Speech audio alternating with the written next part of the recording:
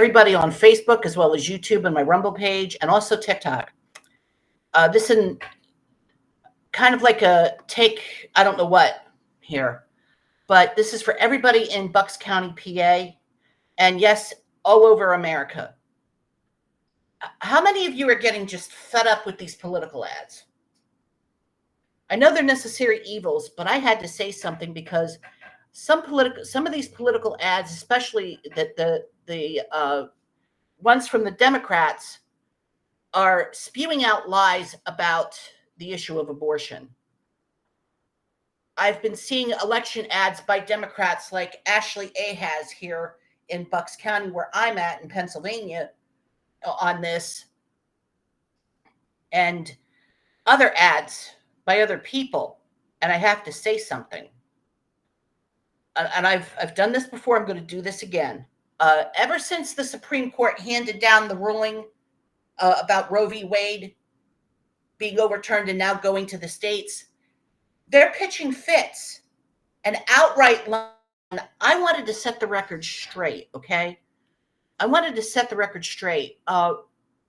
And I really welcome anybody to give me feedback and challenge this. But one of the things that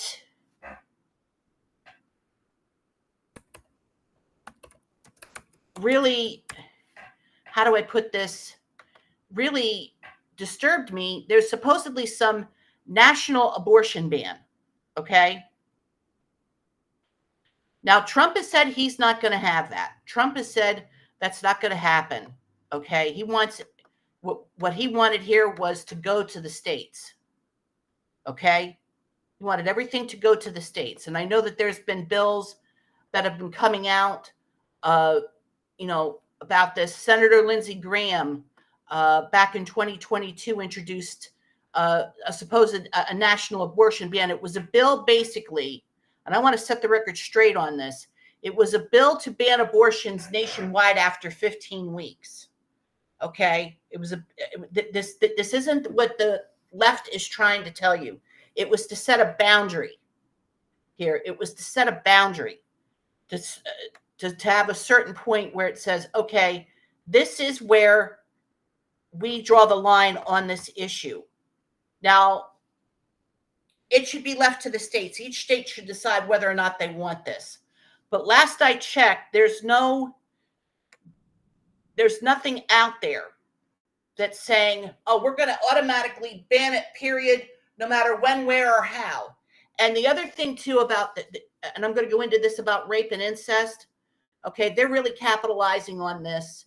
And they're, I believe, exaggerating and lying in certain instances. What I've been seeing on this is a bill to, as I said, establish a boundary at 15 weeks. That's it. So unless somebody can show me absolute concrete evidence that anyone in Congress wants to pass a literal national abortion ban where there's no abortions, period, at any stage, then please quit lying about this, okay? Another interesting issue is the accusations from the left that there's no such thing as third trimester late-term abortions or abortions up to 9 months, that they don't occur. I've got news for you, they do. Students for Life in America, as well as Live Action, has done not just research, but collected evidence.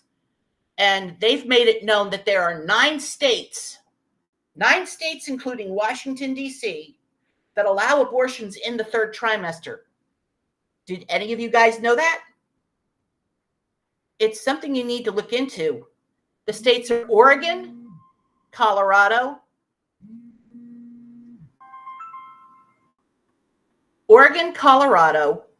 New Mexico, Michigan, Minnesota, the very state that Tim Walz is the governor in, where apparently he did something to cast aside the Born Alive Act, and 8 little lives died there. He's trying to deny it, but there's proof. New Jersey, Vermont, Maryland, Alaska, and as I said, last but not least, Washington, D.C. And just so you guys know, here in Pennsylvania, anybody of you remember Kermit Gosnell, the infamous abortion doctor here in Philly? He was doing late term, third trimester abortions. I've also seen and heard videotaped calls. This is part of the evidence that Students for Life in America and Live Action have. They have done phone calls. They've called abortion clinics in these states. And they've got videotaped phone calls as evidence to these various abortion clinics where they've been able to set up appointments to schedule a third trimester late term abortion. I kid you not. When I heard these phone calls, I was like, holy crap. Pardon me. Another interesting falsehood that's going around too is about the untimely death of Amber Thurmond.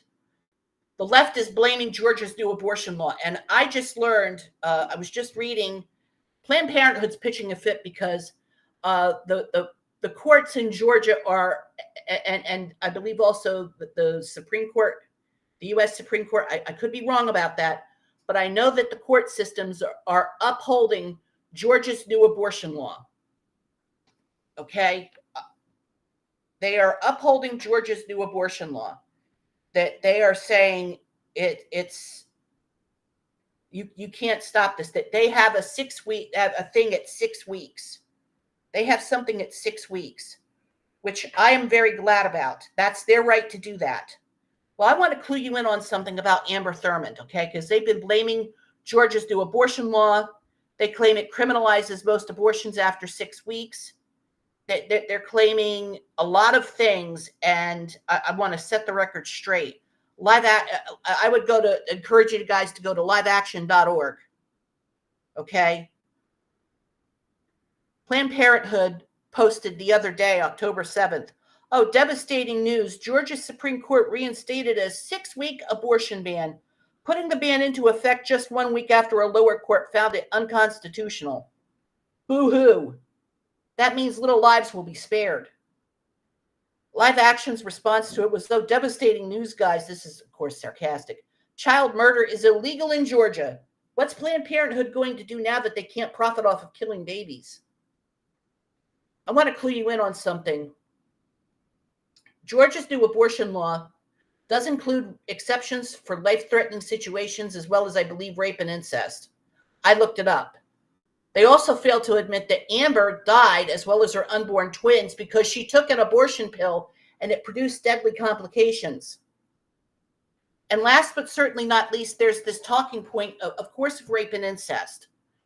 It's a very rare scenario. Yes, it's a reality, but it's a rare scenario of a young girl or woman who becomes a victim of this and she finds out she's pregnant. It's a fact that between 2 to 5% or less of abortions are the result of rape, incest, as well as danger to the mom. But they still continue to bring it up like it happens every day, like it happens like this. My question to the left and the pro-abort crowd is, what's being done to help the rape victim get justice? I've heard very little to nothing as to how a rape victim is going to get justice against her assailant. But all I hear is, let's punish the innocent unborn life for a crime committed against the mom. I've volunteered with a ministry that helps pregnant women in this area. And more often than not, a woman who's been through sexual assault, when they are coerced or convinced to get an abortion, it further traumatizes them. And again, what is being done to get them justice? Bottom line, guys, the lies that are being told by the left, by people like Ashley Ahaz, the Democrats, the pro-abort crowd, they're not true. Please do your research. Please do your research. I would really highly recommend that. Highly recommend that. Thanks a lot, guys. Bye. See you guys.